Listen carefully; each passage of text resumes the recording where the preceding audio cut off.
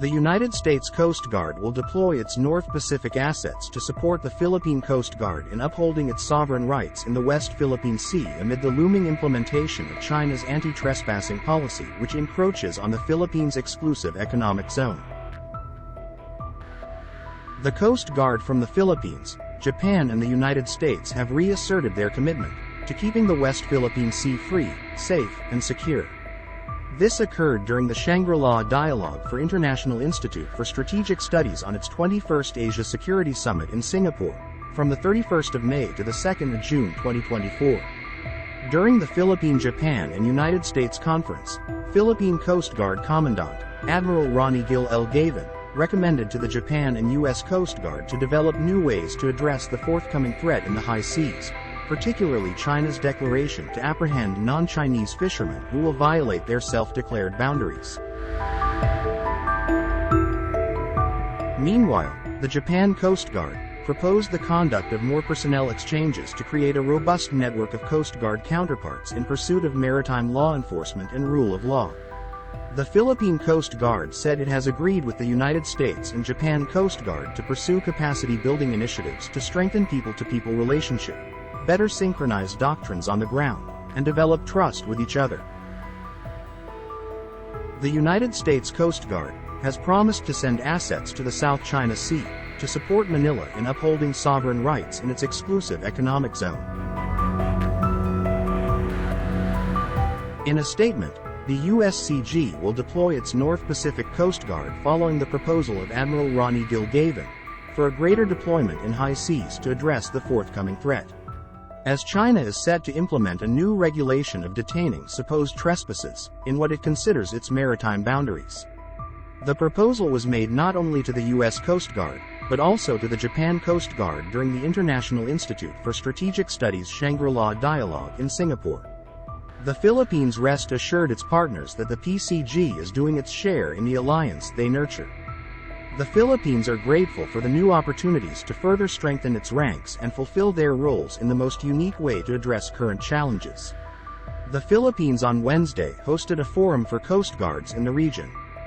The Philippines was not keen on raising China's aggression in the West Philippine Sea during the Association of Southeast Asian Nations Coast Guard Forum, as attendees are not violating laws in international waters. The Philippine Navy reported an increase in the number of China's People's Liberation Army Navy vessels in the West Philippine Sea. In total, 125 vessels were monitored in Philippine-occupied features in the West Philippine Sea from May 28 to June 3. These include 9 China Coast Guard vessels, 11 People's Liberation Army Navy vessels, and 105 Chinese maritime militia vessels. Philippines blasts Beijing's new trespass rule in contested waters as a legal new order, authorizing its Coast Guard to detain foreign boats and people suspected of trespassing into Beijing-claimed waters in the disputed South China Sea, which includes the West Philippines, defined by UNCLOS as part of the Philippines' exclusive economic zone.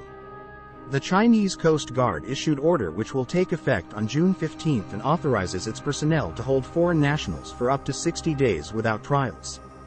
The order's release took place amid rising bilateral tensions over the waterway and as a Philippine civilian resupply convoy sailed toward Scarborough Shoal, which lies within Manila's exclusive economic zone, but is also claimed by China.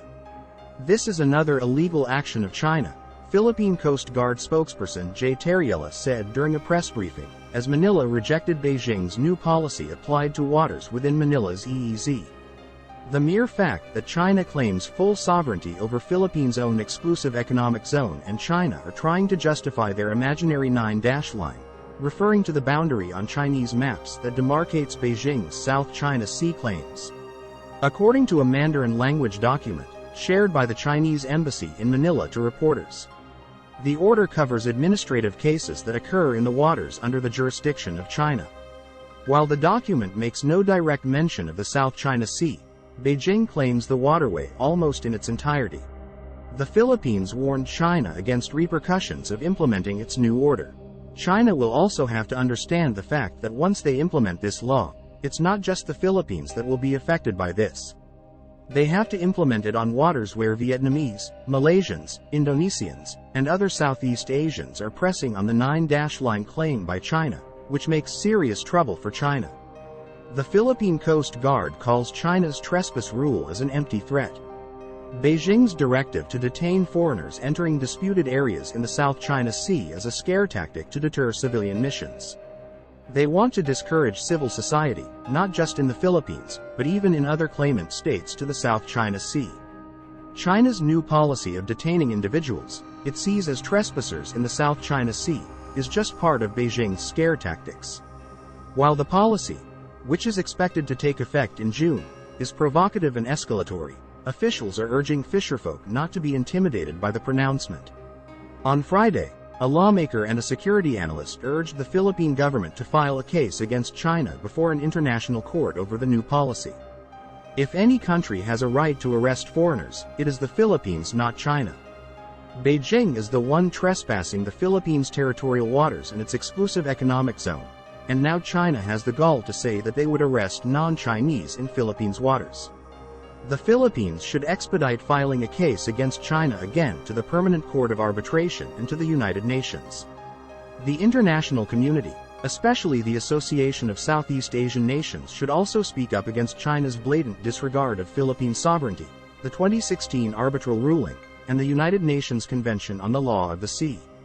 In 2016, the Philippines won a landmark international arbitration case against China that stemmed from a bilateral standoff over Scarborough Shoal, which Beijing has virtually controlled since 2012. Last week, the civilian convoy returned to Luzon Island after an advance boat had delivered food and fuel to Filipino fishermen who were fishing near the disputed shoal. According to security analyst Chester Cabalza, Philippines see the defiance of the Filipino fisherfolk. The main reason why they went to Scarborough Shoal is to fight for their fishing rights, the sovereign rights of their country.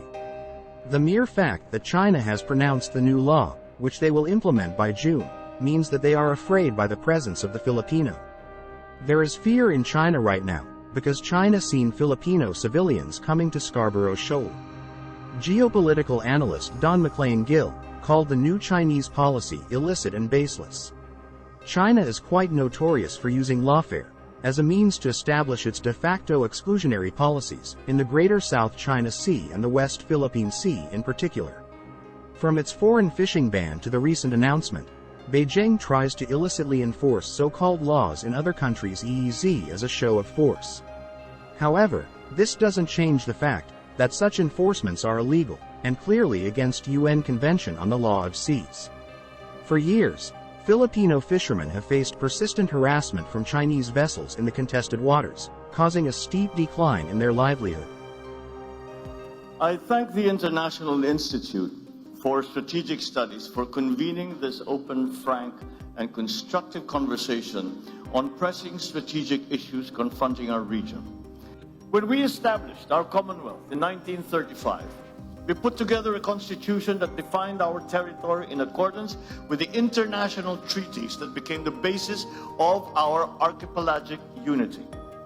The Treaty of Paris between Spain and the United States crystallized our islands into a cohesive whole. The Treaty of Washington clarified the extent of our sovereignty and patrimony and a line set by international powers. We sought to uphold and preserve the integrity of our country's physical unity through international law. Together with others, we put forward the Archipelagic Doctrine, which regards all archipelagic states as a single unit, with the waters around, between, and connecting their islands, irrespective of their breadth and dimension, forming part of their internal waters. This doctrine has since been enshrined in the 1982 United Nations Convention on the Law of the Sea, or the UNCLOS. The same convention also clarified the limits of each state's maritime zones and defined the extent with which they could exercise sovereignty, their sovereign rights, and jurisdiction over those zones. Accordingly, we have made a conscious effort to align our definition of our territory and our maritime zones with what international law permits and recognizes. This has been inscribed in Article 1 of our Constitution. In the West Philippine Sea, we are on the front lines of efforts to assert the integrity of the UNCLOS as a constitution of the oceans. We have defined our territory and maritime zones in a manner befitting a responsible and law-abiding member of the international community. We have submitted our assertions to rigorous legal scrutiny by the world's leading jurists. So the lines that we draw in our waters are not derived from just our imagination, but from international law. We have on our side the 1982 UNCLOS and the binding 2016 Arbitral Award, which affirms what is ours by legal right. In this solid footing and through our clear moral ascendancy, we find the strength to do whatever it takes to protect our sovereign home, to the last square inch, to the last square millimeter. The life-giving waters of the West Philippine Sea flow in the blood of every Filipino. We cannot allow anyone to detach it from the totality of the maritime domain that renders our nation whole.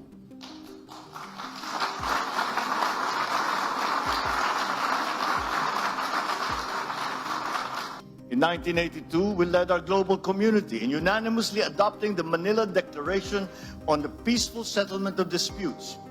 This affirmed that differences amongst nations must always be solved peacefully through legal and diplomatic processes, never through the threat or the use of force.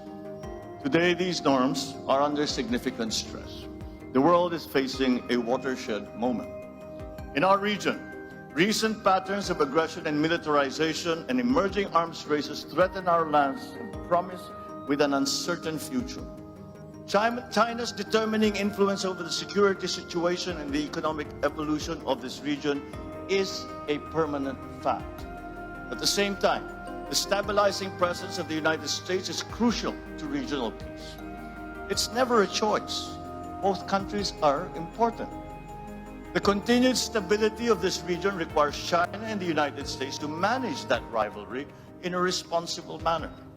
Any effort to resolve maritime differences in the East China Sea and the South China Sea must be anchored on international law, particularly UNCLOS.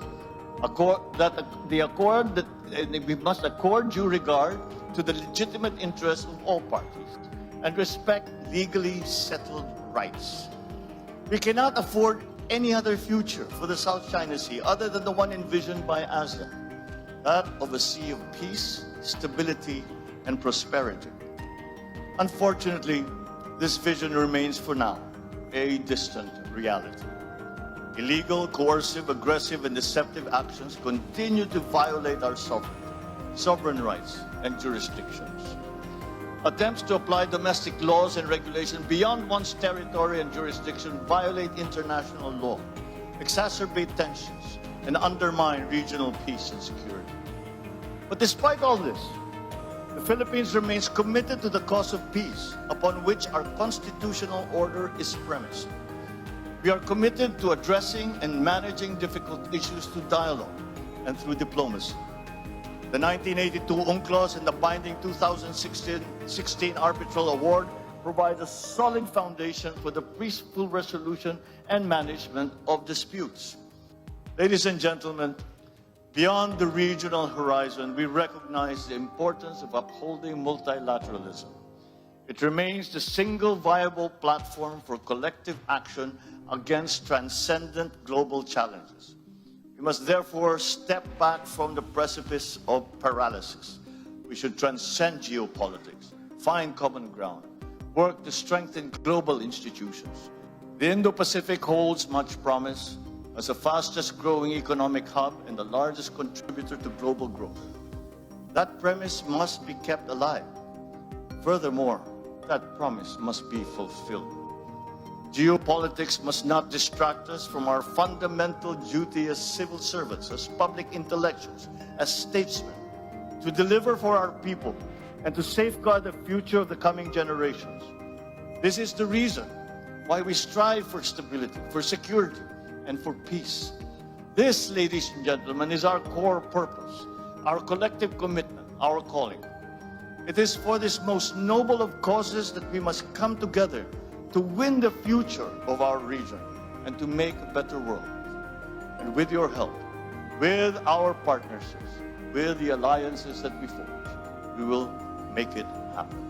Thank you and good evening.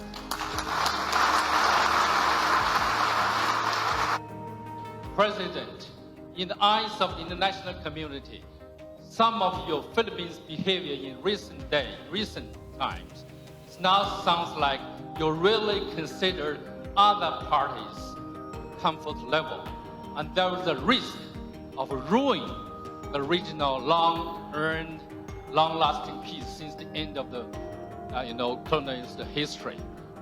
What's your comments on that? Thank you very much. Well, I cannot imagine what you must be referring to if the reference or the allusion is to the Philippines somehow tearing apart what we have agreed on with in terms of ASEAN centrality. Quite the contrary. I think if you examine more closely the remarks that I just made, I precisely focus on ASEAN centrality, and that the principles that are laid down that are involved in the concept of ASEAN centrality are some things that we must use to guide us. And if we have been distracted in the past years or so, then it's time for us to return and remember once again what ASEAN was created for. And that is to create an aggregation of nations that have very many common interests, and that can be, and that partnerships within that multilateral organization can help each other and help the region. And so the Philippines is still remains true to the principles that were established and upon which ASEAN was born. And I think, as I said, that many of these things we no longer speak of today, but we must, because they are as relevant today as they ever were, perhaps even more so, because the global situation is a great deal more complicated than it used to be before. I would even go far as to say there is no such thing as a regional issue any longer. We have all experienced the unexpected effects of the war in Ukraine, of the conflict in the Middle East, and all of these. And when we talk about the South China Sea, we have to also remember that the South China Sea is the passageway for half of the world trade. And therefore, the peace and stability of the South China Sea and the freedom of navigation of the South China Sea is a world issue. And that is what I am proposing. And I am saying that yes, it is a regional issue, but we must examine and be part of the discussion. We must include all parties in the discussion, because now it is not just ASEAN member states who are stakeholders, and it is quite easy to see that it is in fact the entire world that have become stakeholders in the peace and stability of our region.